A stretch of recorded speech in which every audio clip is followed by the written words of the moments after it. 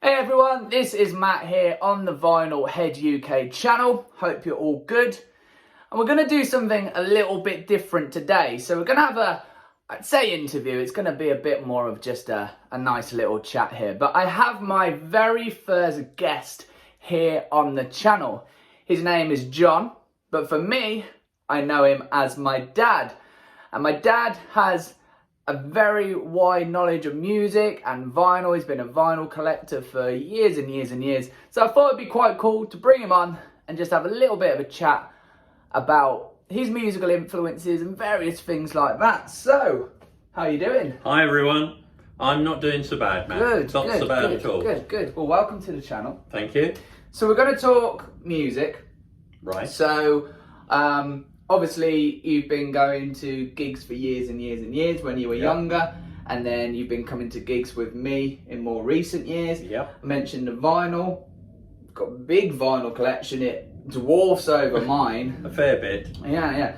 So, I kind of wanted to just talk about music for you when you were a kid. So obviously, I've talked about myself and my musical influences before and memories and going to festivals, but for you, what were your sort of first musical memories as a child? What was the stuff that you remember early on? Okay. Well, way back in those days, we didn't have a TV, so all the music that I came in contact with was via the radio. And my mum used to enjoy listening to the radio. And in those early days, going back to the mid-late 50s, we would listen to Radio Luxembourg. Luxembourg was great because it would play what was known as contemporary music at that time. Unlike some of the other radio channels that were very staid and very middle of the road, Luxembourg in the late 50s played what we deemed then as modern music. You know, we were listening to the big ballad singers from America, we were listening to bebop music, we were listening to what was the early rock and roll, and that's really where my first contact with music came into. And then as we morphed into the 60s with TV, we had the music shows of those days. We were kicking on for the 6-5 special, Ready Steady Go, obviously Top of the Pops, which gave us as youngsters, real insight into contemporary music at that time. They were TV programs that were geared to young people listening to what was supposedly hip at that time. So that's where my musical initial knowledge came through. And then when I was 13, I got my first record player, little machine, 8 guineas it was, my first record player. So I was then went out into the world of actually buying my first records, my first singles, my first LPs, and started to then get into some of the music that I liked, and that took me into the realms of actually wanting to play some music myself. And one of my very early singles was House of the Rising Sun, which I've bored everybody to death with over the years, but that I was never a great Beatles fan, and I was never a great Rolling Stones fan, but something with the Animals, whether it was Eric Burdon's voice or just the musicality, really just brought home to me a passion, and developed a passion. And I got into a situation where I didn't follow a particular genre. I wasn't heavily into rock and roll. I was a great Elvis fan back in the day. I was turned on by a good sound or a good song. Okay, and there was lots of stuff. I mean, Everly Brothers' Price of Love, probably the best thing for me that Everly Brothers did. A lot of people will poo-hoo it, but great rousing song.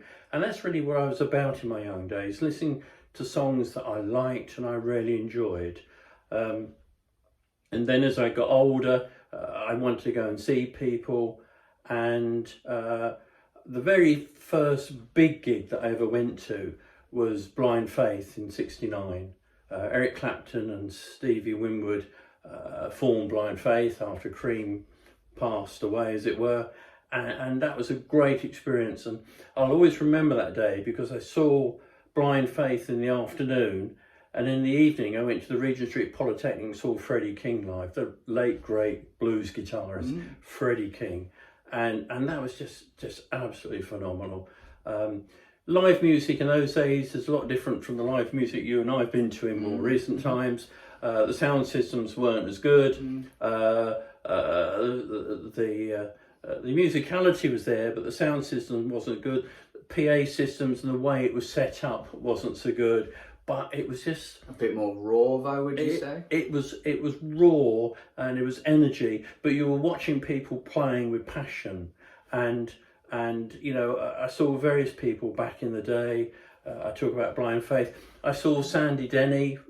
People remember her from a touch of Led Zeppelin. I saw Sandy Denny with Father Gay, mustered about 69, 70, and she was just awesome, just because of just a sheer talent. I saw Pentacle play live. John Renbourn's acoustic guitar work was just extraordinary. Sort of semi-folk, but there was a tinge of blues and a bit of jazz in there as well. Great stuff. And then, as you know, as the years gone by, I mean, I talk about these folky people and blues and Blind Faith, but I saw, because of the girlfriend at the time, I saw Stevie Wonder live, which was okay, and I saw Martha Reeves and Vandellas live, and that was okay, and Mary Wells, so you can understand what the girlfriend liked. But we did go and see the Four Tops live. Now, I'm not a great Motown fan, but the Four Tops live was just unbelievable. There's the sheer energy and the vitality, and Levi Stubbs' vocals. It was just phenomenal. And I like to think that it's all about the song and the musicality, not necessarily the genre. And you know, from listening to what I play, I listen to blues, I listen to rock, I listen to old-fashioned rock and roll, I listen to folk, I listen to contemporary country. It's all about a good song, a good sound, okay? And whether that, you know, going back to Sandy Denny and her voice, or Joe Bonamassa with his guitar work as an hour, it's all about the music, not the genre. You say Stevie Wonder you saw?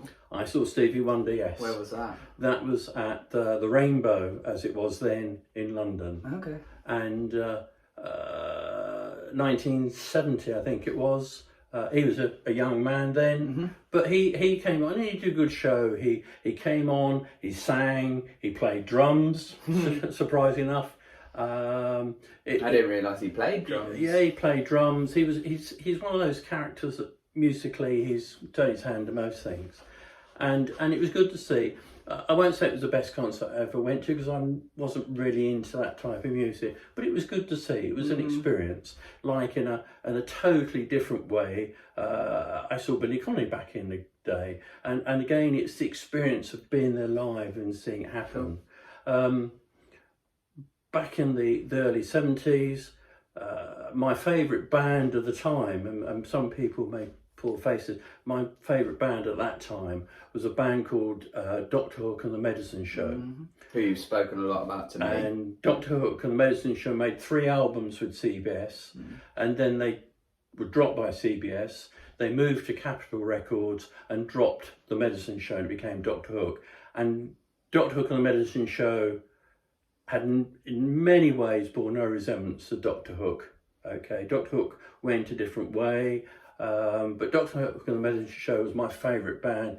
I saw them live in the mid-70s 4, 5, 6 times in various places, and great songs, from the very sad Carry Me Carry to the sort of fun stuff like Roland the Roadie and Gertrude the Grooty and Cover the Rolling Stones, which were fun songs. But Carry Me Carry and songs like that, just really good songs. And when you listen to them and you listen carefully, you hear all the musicality and the ability in the background.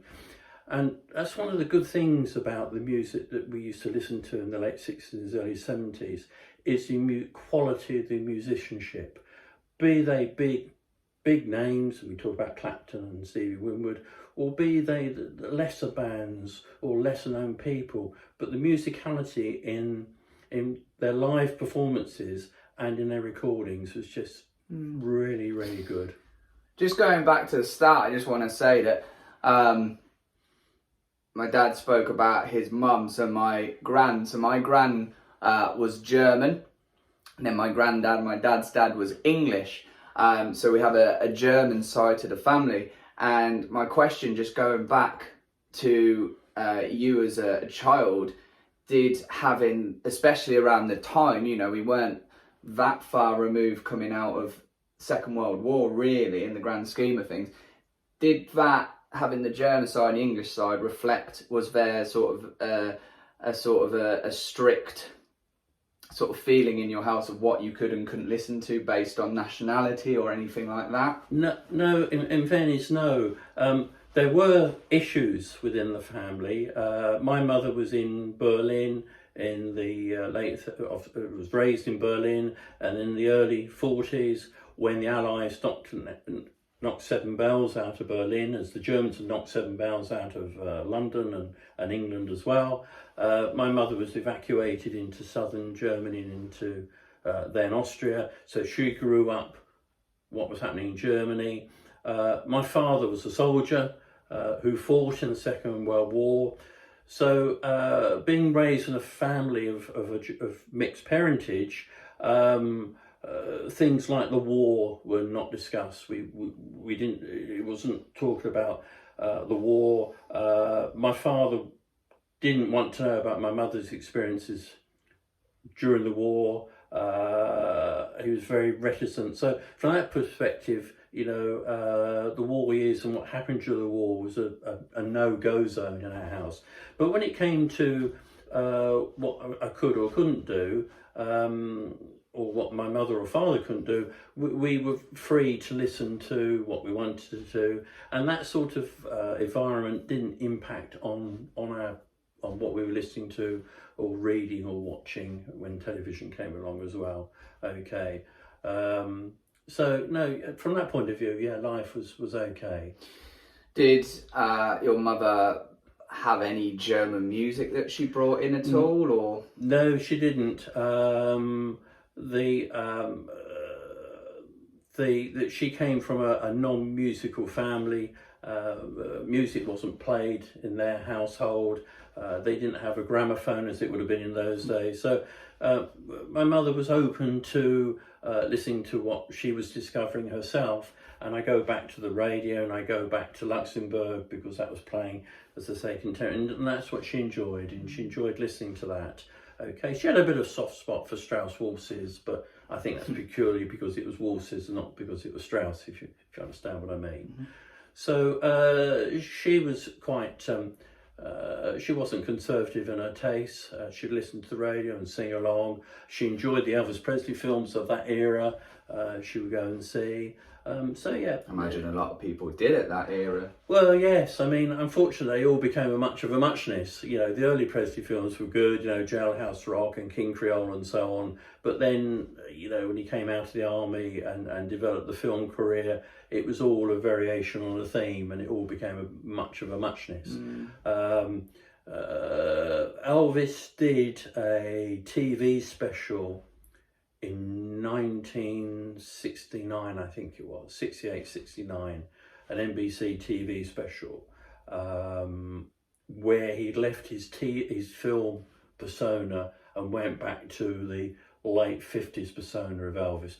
And I think that was Elvis at his absolute prime. Mm-hmm. He played, he sang, and that was Elvis's prime. And my mum was a great Elvis fan. She developed a great passion for Elvis. She also developed a great passion for Roy Orbison, which is an interesting one. Elvis always said that Roy Orbison was the best vocalist he'd ever met and come across, and Roy Orbison had that ability with all that huge range. And if you ever listen to some of the really Orbison stuff, and the vocal range that he had was just phenomenal. Everybody remembers Pretty Woman and It's Over, but there's so much more that Orbison did in his catalogue. And of course, in latter years, he was with Travelling Wilburys, with George Harrison and Tom Petty and the guy whose name escapes me from ELO, Bob Dylan as well. Mm-hmm. But yes, my mum had a great passion for Elvis, and that 68, 69 TV special was, I think, Elvis at his absolute best. Just a quick story, just jumping in as well, which I'm sure you'll remember, is was it a Christmas? My gran, my dad's mum, got me a Christmas present. It was Christmas or birthday, and it was very obviously a CD. And how old would I have been? Early teens. 12, 13. Yeah, something like that.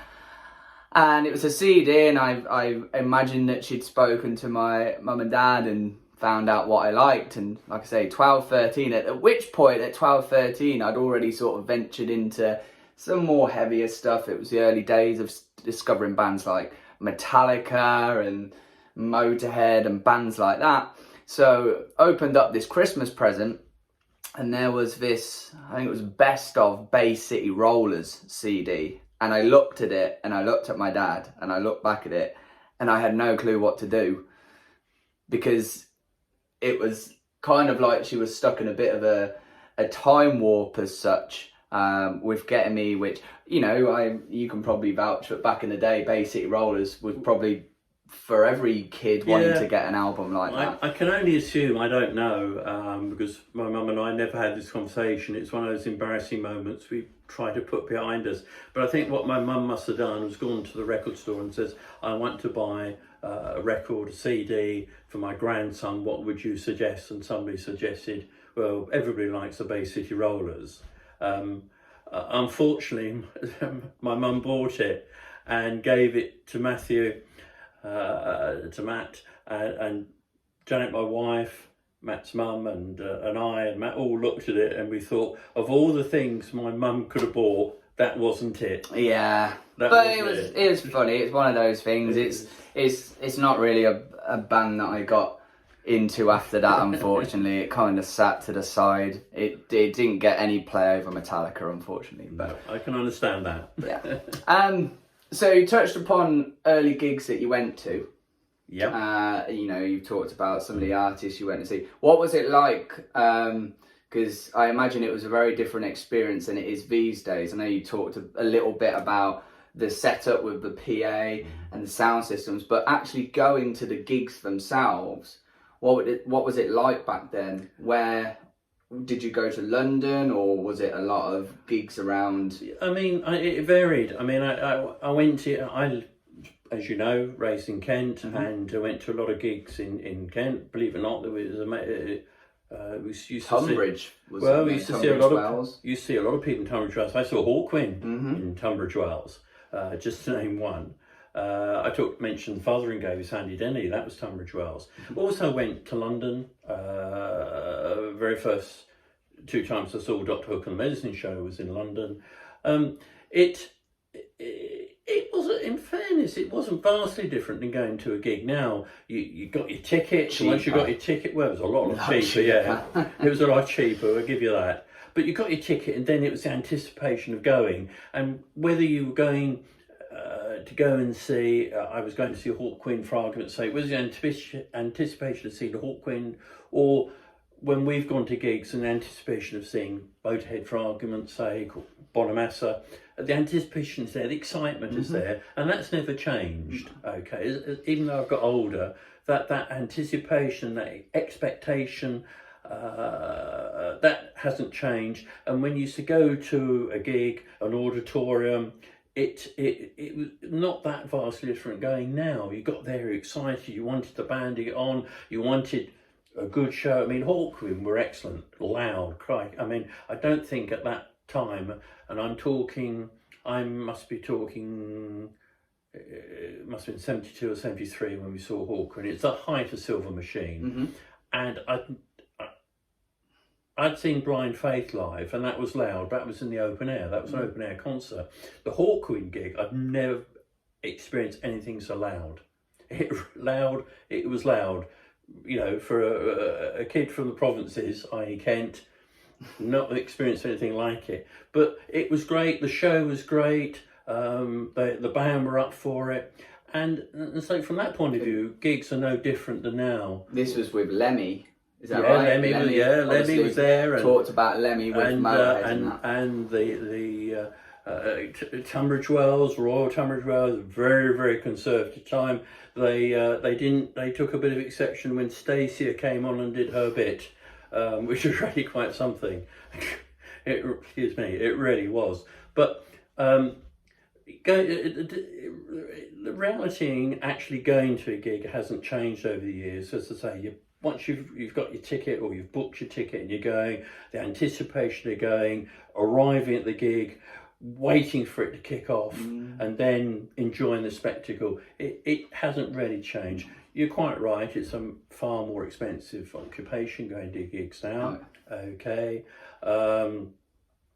but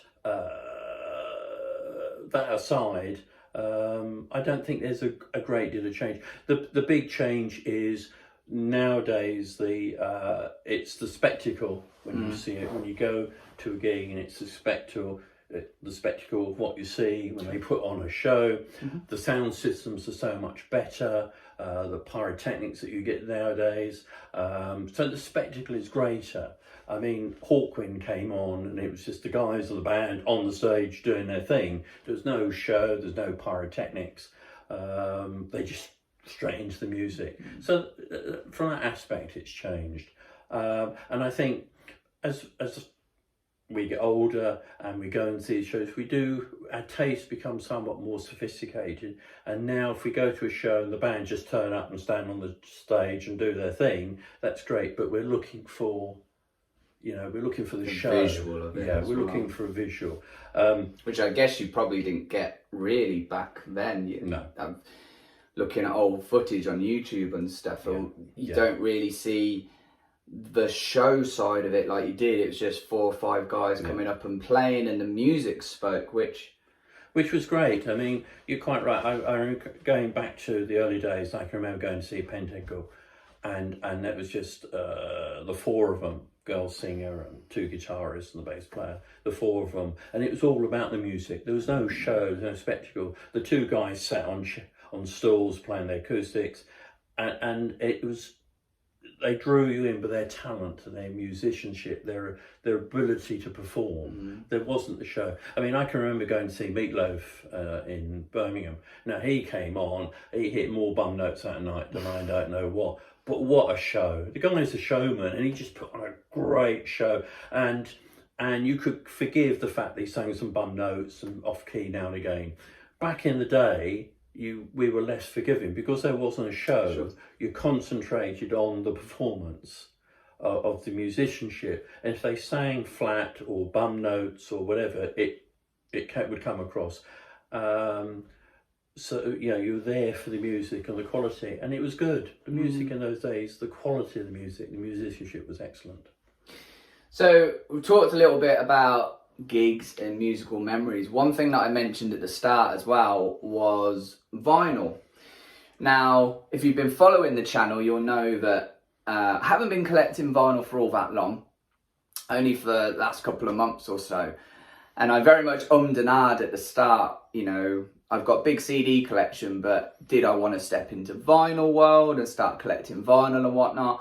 And obviously my dad was someone that I asked a lot of questions about vinyl to, wanted to try and absorb as much information as I could and know that I was making the right decision. When I started collecting vinyls, he was getting lots of texts sent his way asking about various things. But as I mentioned before, he's got a very large vinyl collection himself, one that you've been collecting since 70s? Well, yes, it would be the middle late 60s. 60s, even longer. Yeah, okay. And in fact, the oldest record, a vinyl album, LP that I got is Elvis Presley's Golden Hits from 1956. Oh, wow. It's falling apart, but I still have it. And again, if you go through my vinyl collection, you will see it is a real mixture. It's not a genre. When you flick through, you will find blues, you will find rock. ABBA. ABBA wasn't mine, that's your mum's. but yes, there is ABBA there. But you'll find other stuff by good musicians or good songwriters. Sure. Okay, and so if you look through, you will find Hendrix, and you will find Clapton, you will find Blind Faith, and you will find things like Groundhogs and Cream and so on. But you'll also find stuff by Tim Hardin, for argument's sake. Everybody will remember If I Were a Carpenter, but he wrote some other great songs. Okay, he came to a tragic end, unfortunately. I saw him live just before he passed away, and it was not good. It was not good. The drugs got the better of him. But he wrote some great songs, and you'll find a lot of Dylan in my collection. You'll find Donovan in my collection. So it's not all metal or heavy. No. It's a real cross section. You'll find the Three Dot Hook and the Medicine Show albums from the CBS era, of course. You'll find Cyndi Lauper, you'll find Roy Orbison, you'll find a whole mix of different things. And it goes back to what I've said earlier, is that I've always been a sucker for either a good song or something that musically is very, very good. Everybody talks about the sax solo in Baker Street, which is a great sax solo, but I think the best sax solo ever is Hazel O'Connor's Go Now. And you listen to that sax solo and it's just awesome, absolutely awesome. And that's what I talk about. There's a Bob Seger song that escapes me for the moment, and it'll come back to me. And there's halfway through, it breaks into a great slide guitar, absolutely superb slide guitar solo, which is just absolutely, whether you're a Bob Seger fan or not, just that great guitar solo is just brilliant, absolutely brilliant.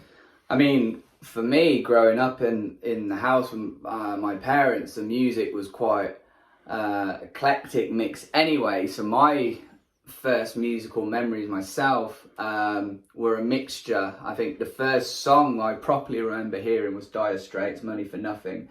But then on the other hand, my mum would be playing a lot of stuff like Cliff Richard, which I remember very vividly, a lot of Cliff Richard being played.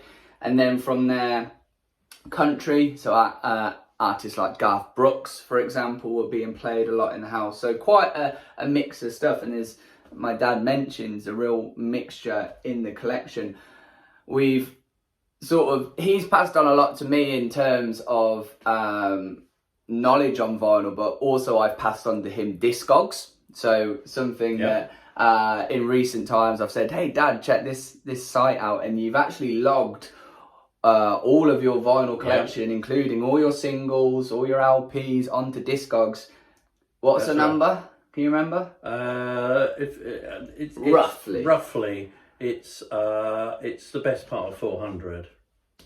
Which isn't big compared to some collections. I've seen on YouTube and online there's guys with way over 1,000, but it's still a fair chunk of a collection there, and a real mix of stuff.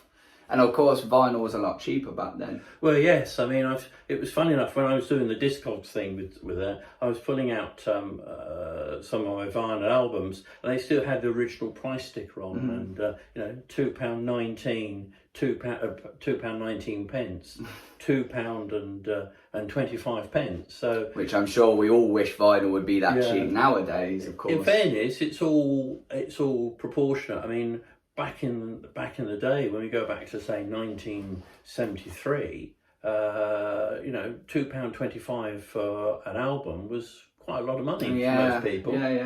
Bearing in mind how much they were earning in those days. Sure. And but yes, you would wish you could still buy. I mean, absolutely. I'd have a lot more. Most I do now.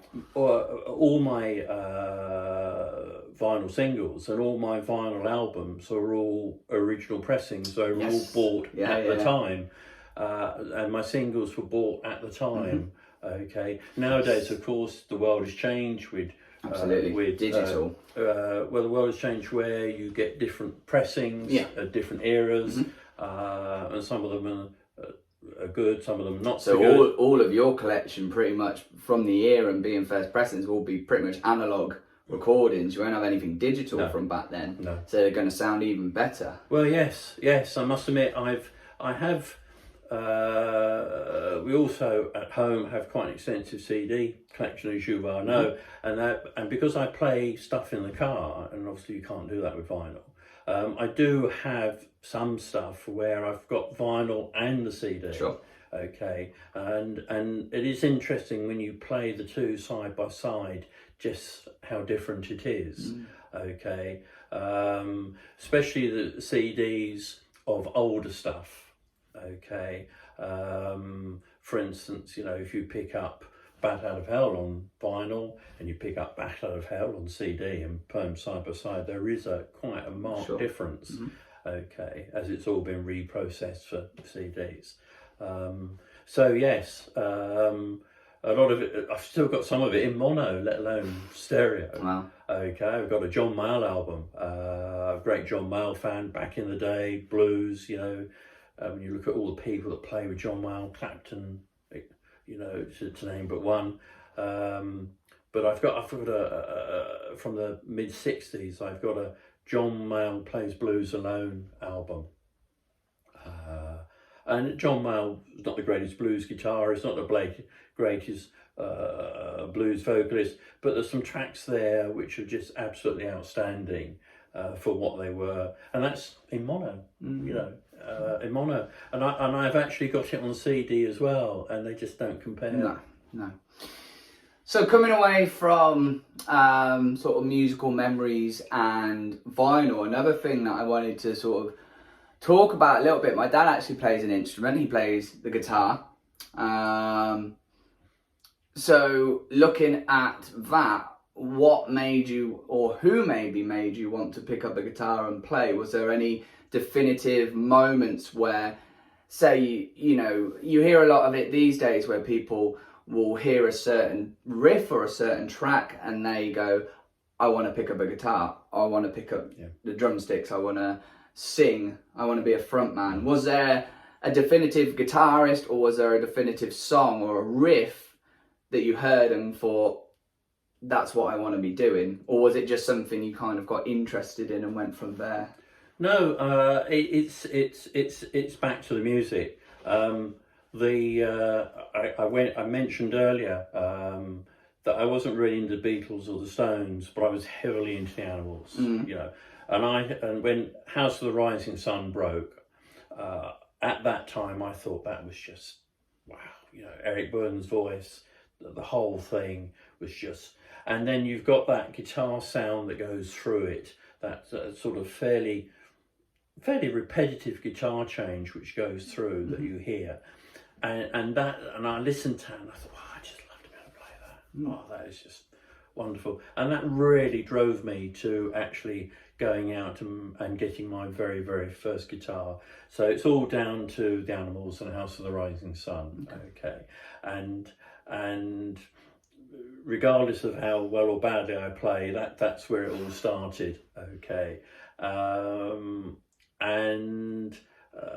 I think because I then bought my guitar and I became more interested in guitar sounds, i.e. in guitar music, and you'll find a lot of stuff through my collection and a lot of stuff that I listen to which is guitar orientated. Okay, and we talked about Clapton and we've talked about Hendrix. Okay, and in more recent times, you know, Joe Bonamassa, having seen him and watched him and heard him play.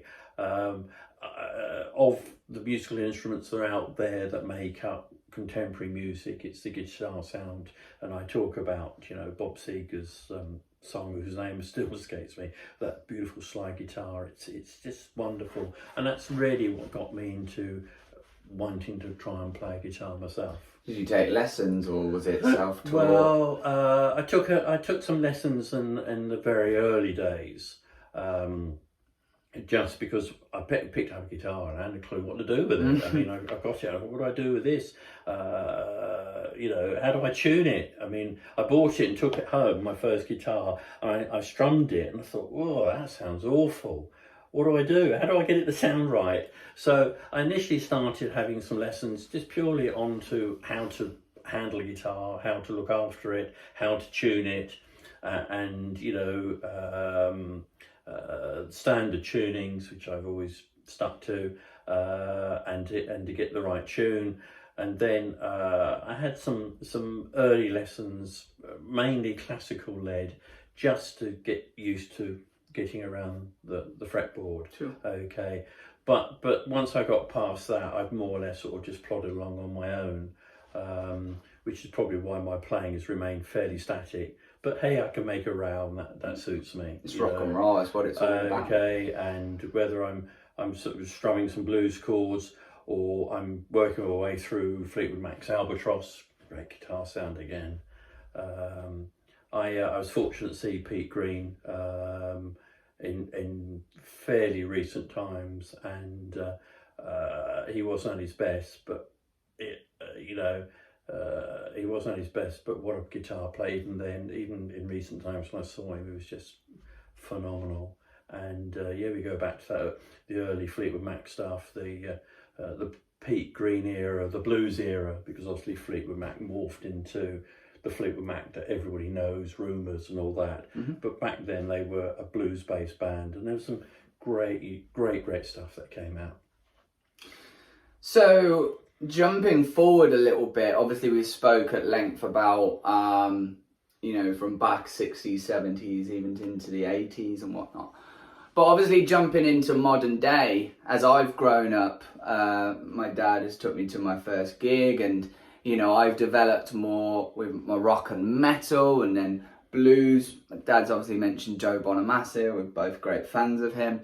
But yeah, going into more of a rock and metal sort of path, I guess, for myself, and in turn brought my dad along to see quite a few gigs in the grand scheme of things. There's a lot of rock bands, a lot of metal bands. We've seen Metallica, we've seen Tool, Machine Head, Mastodon, Alter Bridge, Blackstone Cherry, Down. He's seen loads, he's seen more metal gigs than a lot of probably metal fans have seen, to be honest. But let's talk modern bands. Obviously, I can see the t-shirt you're wearing is Blackstone Cherry t-shirt, so that gives a bit away of bands that you like now. But let's talk modern bands. What artists at the moment,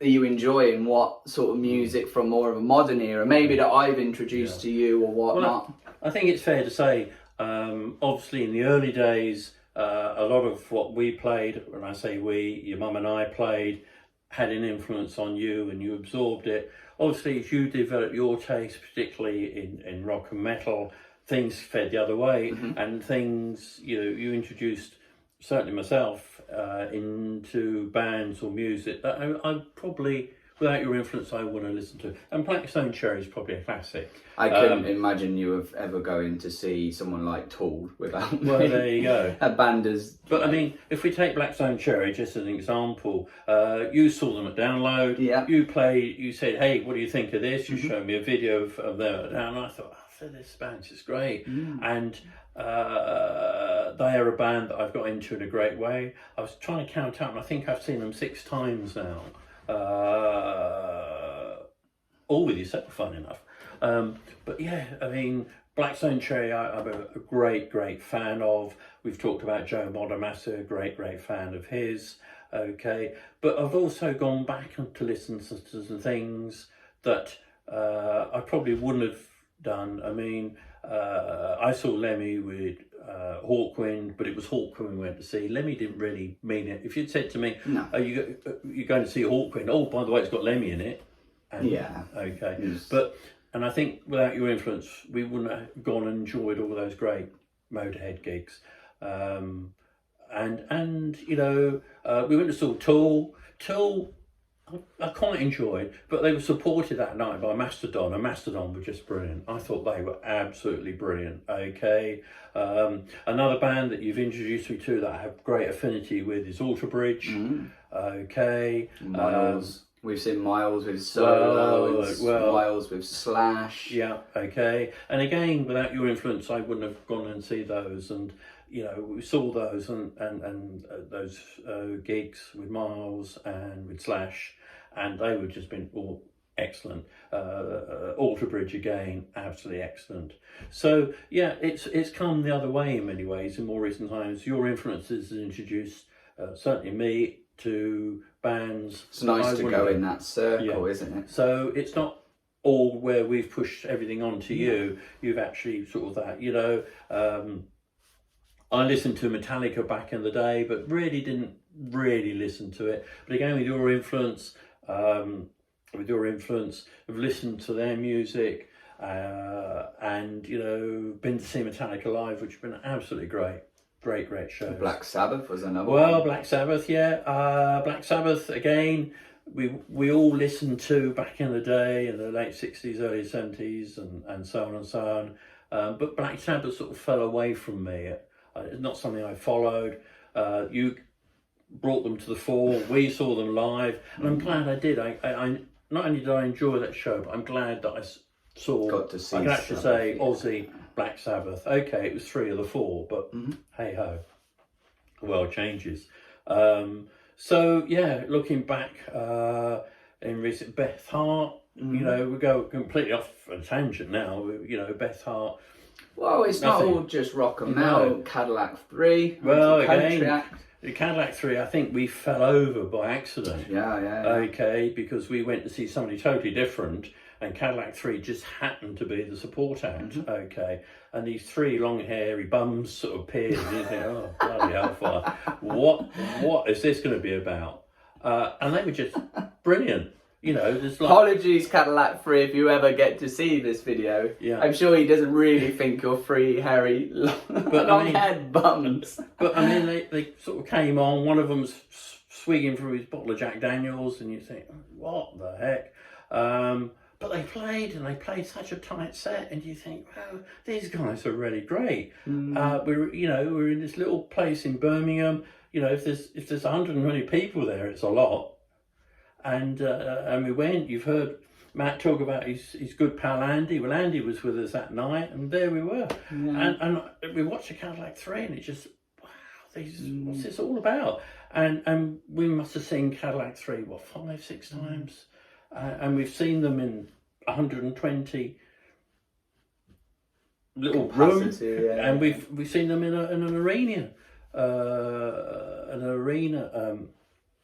To watch them play, and it's been absolutely great. Cadillac 3, and they're great. Great sound, great music. Raw, isn't it? And passionate fan now. Okay, and one can just go on with other bands that we've seen that we've enjoyed. Okay, a few we've seen that we perhaps didn't quite enjoy, but we won't mention those. We don't embarrass too many people. I was going to come on to that actually. I've touched upon in the past, and my dad's touched upon seeing Motorhead a lot. Obviously, Lemmy with Hawkwind back in the mighty Tunbridge Wells, but Motorhead would tour every November, do a UK tour in every November, and initially I would go with friends, and then you started coming along with us as well, and you always seem to have an important meeting with work the day after. And of course, if you ever saw Motorhead or know of Motorhead, you'll know the volumes that they played at. But yeah, we saw some great supports. Oh, yeah. We saw Anthrax, who were a really great support. But then we've never been, well, I haven't, and from what you spoke about here, never been punk fans as such. And of course, we had a few punk bands opening up for Motorhead, which kind of goes over our head a little bit. We're not really into the punk scene. We had the Damned. Yep. I can't think who else. Anti-Nowhere League, bands like that supporting, which has never been our thing really. No. You were definitely never a punk in your youth, were you? No. But yeah, most of the bands we've seen modern day. I mean, we saw Saxon support. Saxon. We saw Saxon support Motorhead, and they were absolutely great. And we saw them again. In their own show. And we saw them at in Victoria Park, and absolutely great. Okay. I would never have watched Down live if it had been for you. And that was great. To see Phil Anselmo. That was just a great experience. Just the whole live vibe thing. I think as well, it's a good testament just hearing what you're saying here, that maybe not not everybody, and not to tarnish a brush over everyone, but sometimes people get to sort of certain age will only listen to music that they were familiar with in their youth. And it's a nice testament to hear someone that I know I've kind of gone, listen to this, to this. And I've always been very passionate about music and wanted to share a lot of stuff with you. But it's nice to sort of open up that not just all these great bands and artists back from 60s, 70s, early 80s, but also in the modern age, there's so many great acts. And even bands, you know, like we say, Metallica, Black Sabbath, Motorhead, bands from an era that you've sort of discovered later on, and really nice to sort of open your eyes and your ears as such to those bands, definitely. Oh yeah, I mean, you know, there is a lot of great music out there, and I think if you just tune in to one genre, you miss out on so much. I mean, the very first we went to see Beth Hart. Okay, now that was your idea, in fairness, but we went there.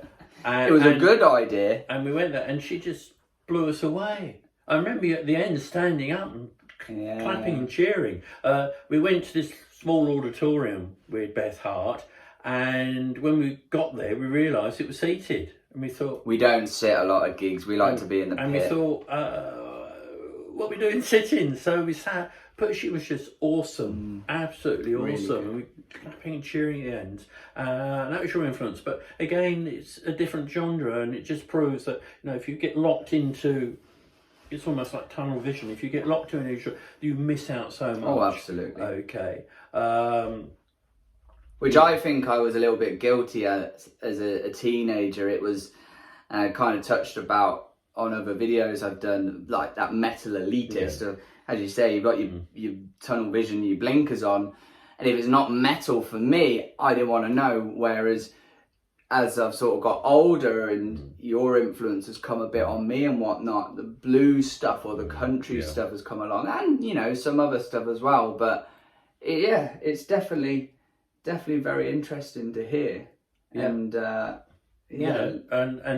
what I say to people is, don't say no to anything. Have a listen. Okay, if you hear something and you're not keen, okay, then fine. But there's a million other artists out there to listen to instead. You know, if you listen and you're not keen, fine. You've tried it, you move on. But you also listen to things and you think, yeah, that was really, really good. Okay, you know, and. You know, also you find sometimes that you'll hear a band play live, and the music doesn't really suit, but there's a voice that comes out of it. Chris Cornell is probably a classic example, and you know, musically his early band stuff, I wasn't a great fan, but his voice, you know, just you know, really, really great stuff. So no, I always believe that, you know, listen to it. If you don't like it, fine, you can move on. It's no harm done. Okay, but if you don't listen, then you just miss out on so much. Cool.